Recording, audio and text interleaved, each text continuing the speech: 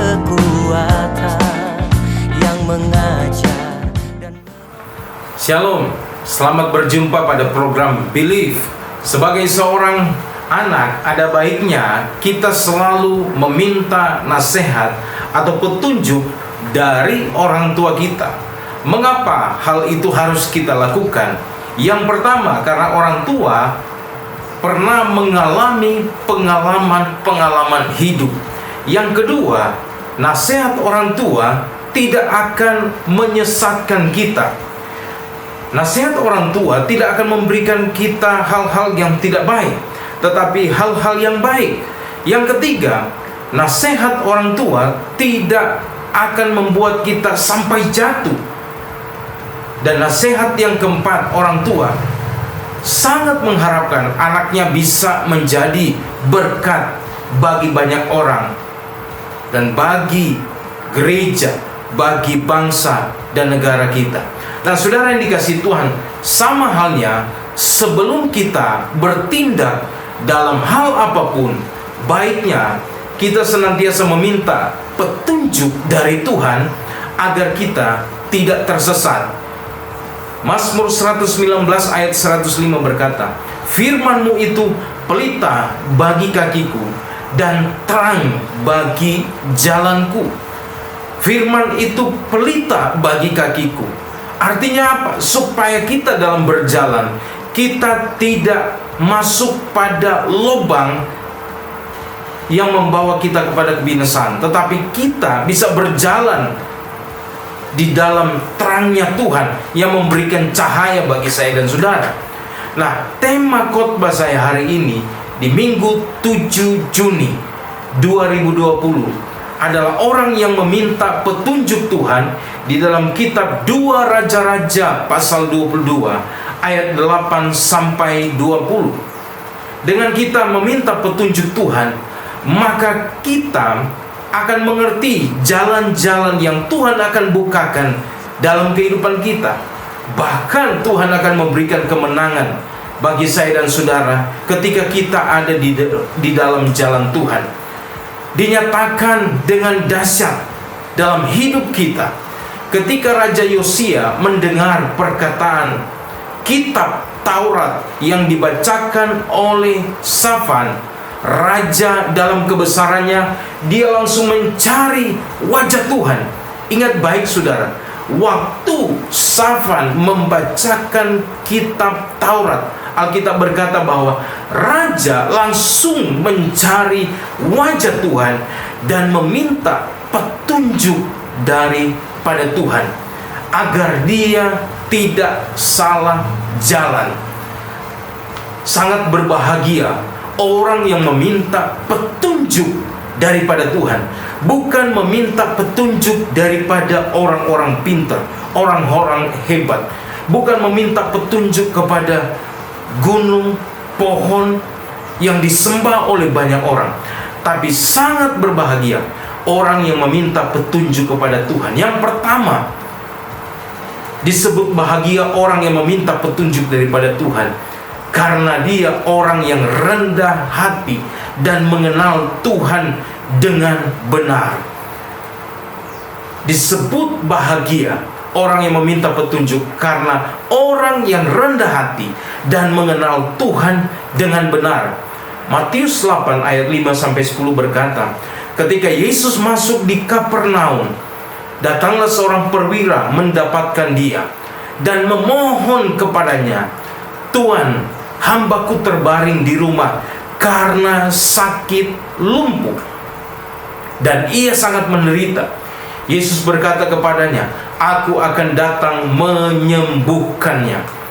Tetapi jawab perwira itu kepadanya, "Tuan, aku tidak layak menerima Tuan di dalam rumahku. Katakan saja sepatah kata, maka hambaku itu akan sembuh." Dan ayat yang ke-9 berkata, "Sebab aku sendiri seorang bawahan, dan di bawahku ada pula prajurit. Jika aku berkata kepada salah seorang prajurit itu, 'Pergi,' maka ia pergi, dan kepada seorang lagi, 'Datang,' maka ia akan datang. Ataupun hambaku, 'Kerjakanlah ini,' dan ia akan mengerjakannya." Ayat 10 berkata, setelah Yesus mendengar hal itu, heranlah ia dan berkata kepada mereka yang mengikutinya, aku berkata kepadamu, sesungguhnya iman sebesar ini tidak pernah aku jumpai pada seorang pun di antara orang Israel. Berarti apa, saudara yang dikasihi Tuhan? Seorang panglima ini, dia merendahkan hatinya di hadapan Tuhan. Disebut berbahagia kalau kita datang merendahkan hati kita di hadapan Tuhan. Tuhan tidak menerima dengan kesombongan kita, dengan titel, dengan gelar, dengan kekayaan, dengan apa yang kita pakai hari ini.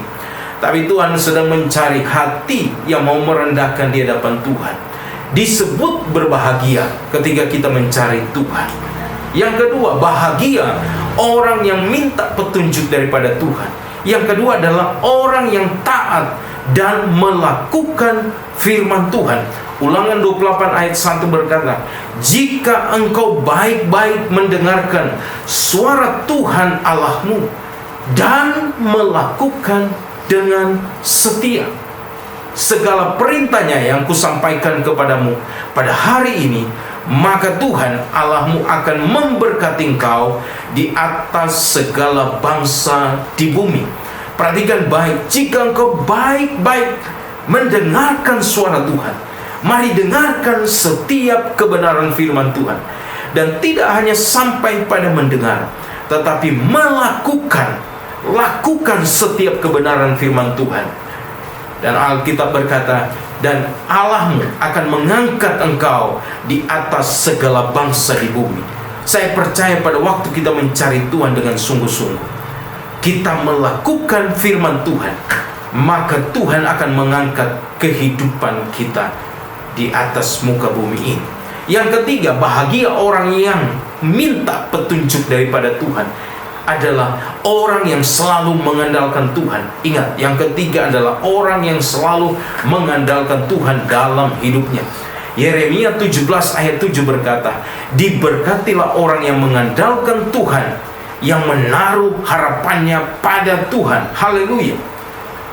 Mengandalkan Tuhan. Hari-hari ini kita harus mengandalkan Tuhan terus menerus. Bukan hanya hari ini, tapi sampai selama-lamanya harus mengandalkan Tuhan dan menaruh harapan kita kepada Tuhan. Kalau engkau menaruh harapan pada manusia, engkau akan kecewa. Tapi menaruhlah harapan pada Tuhan. Yang keempat, bahagia orang yang minta petunjuk daripada Tuhan. Orang yang selalu bersyukur dalam hidupnya. Dia akan senantiasa bersyukur dengan apa yang dia miliki, dengan apa yang Tuhan berikan.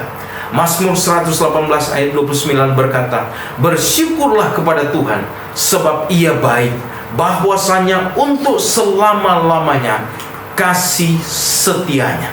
Oleh sebab itu, saudara yang dikasihi Tuhan, mari kita hidup yang pertama tadi, rendah hati dan mengenal Tuhan. Yang kedua, kita taat dan melakukan firman Tuhan. Dan yang ketiga, kita mengandalkan Tuhan dalam segala hal. Dan yang keempat, selalu ucapkanlah syukur di dalam Tuhan. Haleluya. Sampai berjumpa pada program berikutnya. Tuhan Yesus memberkati. Amin. Yang terbaik, walau kau